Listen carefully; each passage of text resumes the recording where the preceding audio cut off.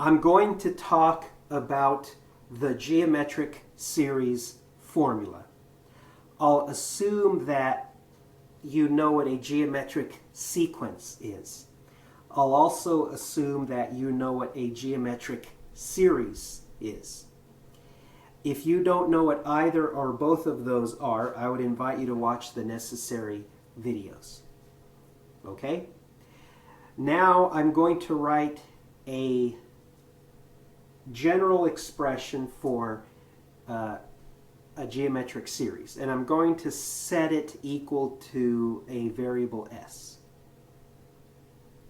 All right, so let's denote the first term of a geometric series by a sub 1, and we know that every term of the geometric series is some constant times the preceding term. Let's call that constant r. So that would imply that the next term is a sub 1 times r, and then the third term a sub 1 times r squared. Okay, and if we're adding n terms, the last term will be a sub 1 times r to the n minus 1. Right? Okay, so below that, I want to write a second equation, okay, and the left side is going to be minus r times s, where s is equal to the right side of the first equation. So what I'm going to do now is multiply all the terms of the geometric series by minus r, okay, and write those down here for the second equation. So the first term is a sub 1. If I multiply that by minus r, I get minus a1r. And then if I multiply the second term, the a sub 1r by minus r, I get minus a sub 1r squared. And so I can keep writing down terms, okay? Below the last term of the first equation, I'll have minus a sub 1 r to the n minus 1, and then I'll have one last term on the right side of the second equation. It'll be minus a sub 1 times r to the n. All right, check all that over, convince yourself that everything I've written is correct. Now I'd like to add the equations together. So if I add the left sides together, I get s minus rs, and if I add the corresponding columns of the right side, so the first column just has an a sub 1 in it, the second column has an a sub 1 times r and a negative a sub 1 times r, so those terms cancel. And then in the third column, the terms cancel. Okay, and the terms keep canceling. All right, and then the last column just has that minus a sub 1 r to the n, so I can write that down. Okay, now remember, our goal is to find a formula for s. So let me simplify both sides. So I'll factor s out of the terms of the left side, so s times 1 minus r, and that's equal to a sub 1 minus a sub 1 times r to the n. So all of that is to say that the geometric series formula is, and so now I'm going to divide both sides by 1 minus r.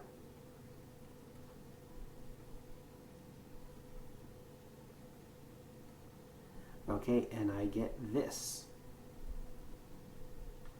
All right, so make a note of that, and we will now use that in several examples. All right, so let's find the following sum. 1 plus 2 plus 4 plus 8. Now, we all know that that sum is equal to 15. But let's pretend we didn't know that. We'll just use our new formula just to see if it truly works. All right. a sub 1 minus a sub 1 r to the n all over 1 minus r. So for what I've written here, a sub 1 is equal to 1, r is equal to 2.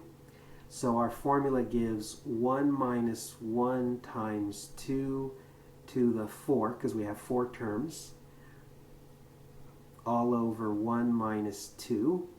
So that's 1 minus 16 over minus 1. The numerator is minus 15 divided by minus 1 gives positive 15. So apparently the formula gives the correct answer, which is good news. Okay? Let me do another example where it might not be so obvious what the answer is. Suppose I wanted to add the first 10 terms of this geometric sequence. Okay? So let's identify a sub 1. Let's identify r. It's 1/2. Okay? And so we have 10 terms we want to add, so capital N is 10. All right, so now our formula gives what?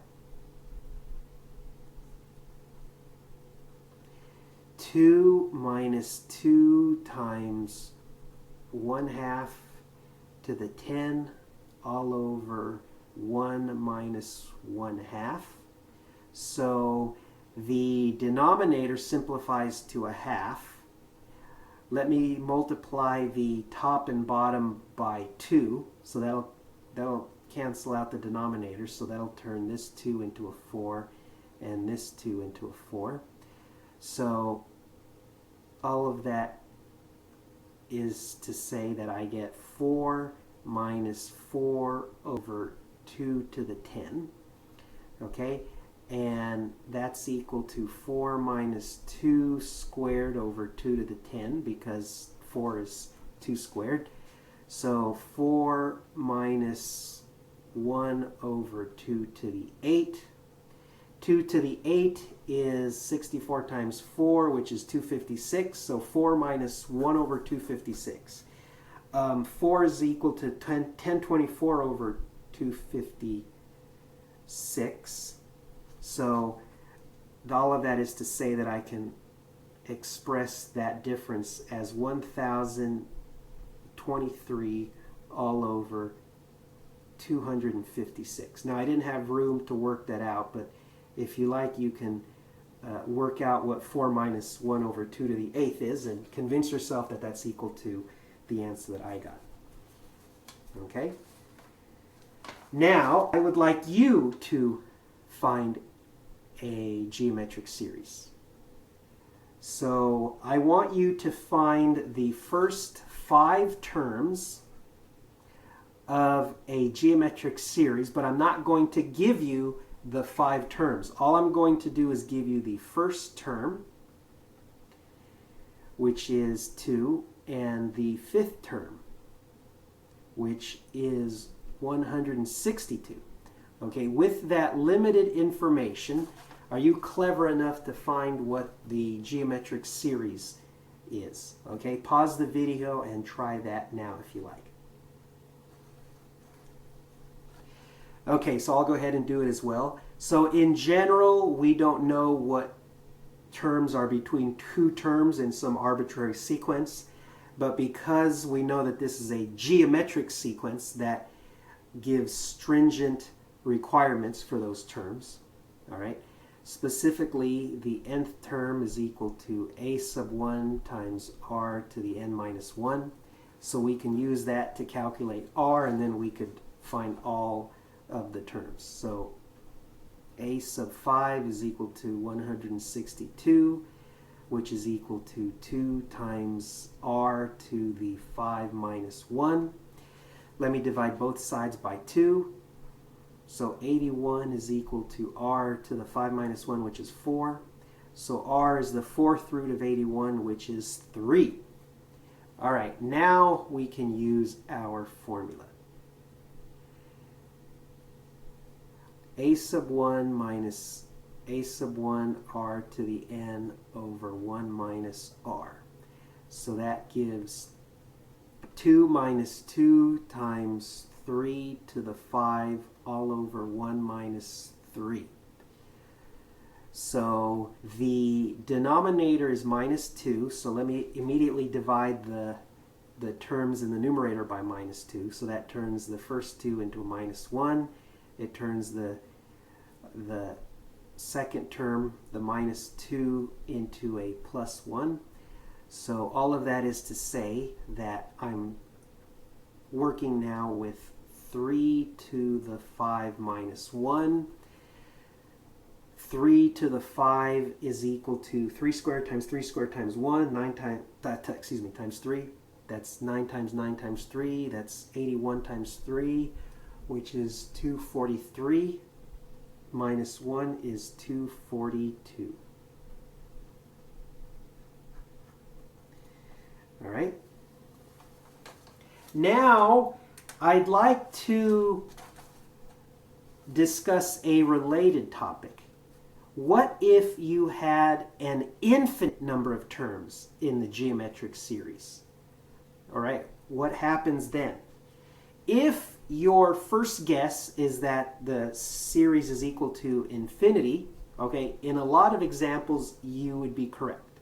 For example, if you kept summing terms without stopping with respect to this geometric series, okay, indeed, okay, that's going to equal infinity, all right? However, that's not true for every geometric series. Watch this. 0.9 plus 0.09 plus 0.009 plus, now what if we continued adding terms? Can you see that we would get 0.9 and we would just keep adding more nines as we added more terms? Okay, so that's clearly not equal to infinity. All right?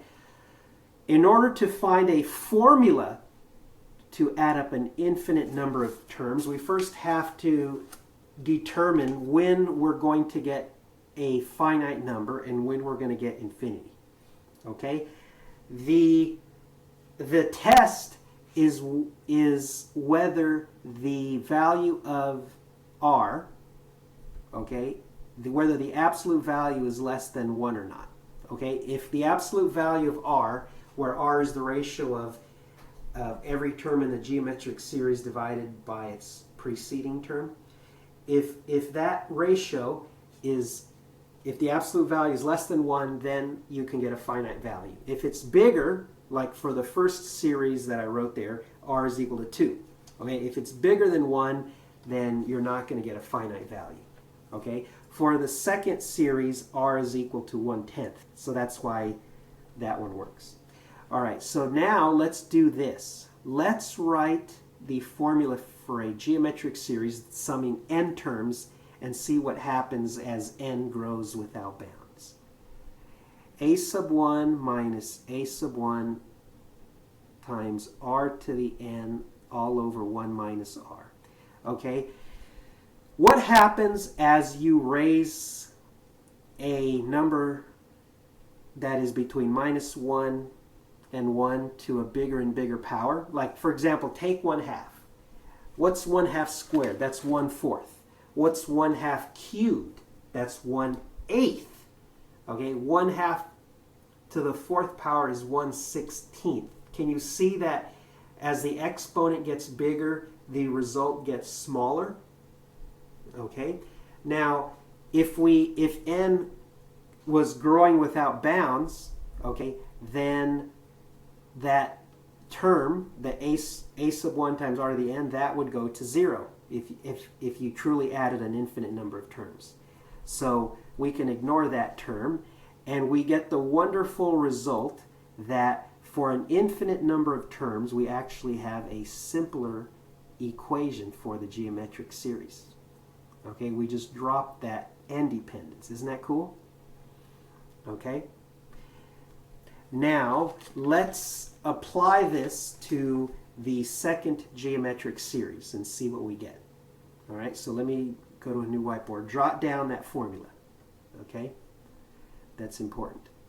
So 0.9 plus 0.09 plus 0.009 and so forth.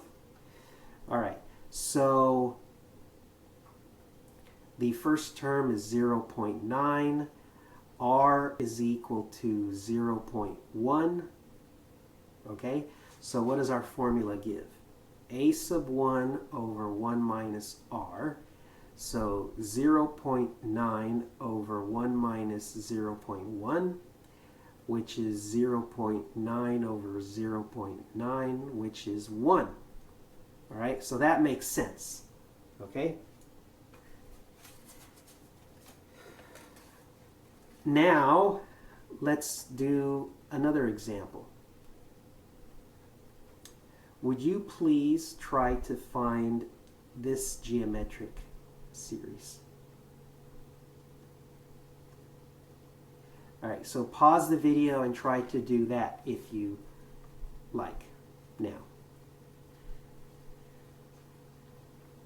Okay, so I'll go ahead and work it out as well. So this is equal to 1/3 plus 1/9 plus 1 over 27 and so forth.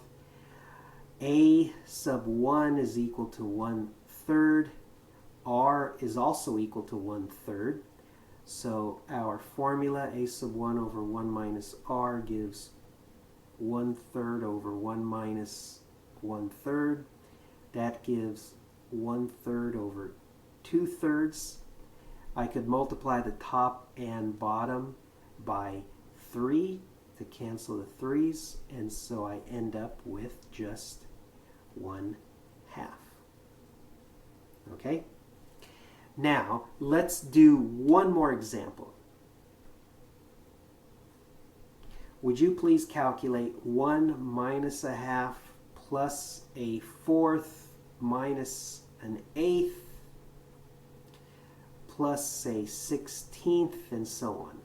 Okay, so pause the video and find that now, please.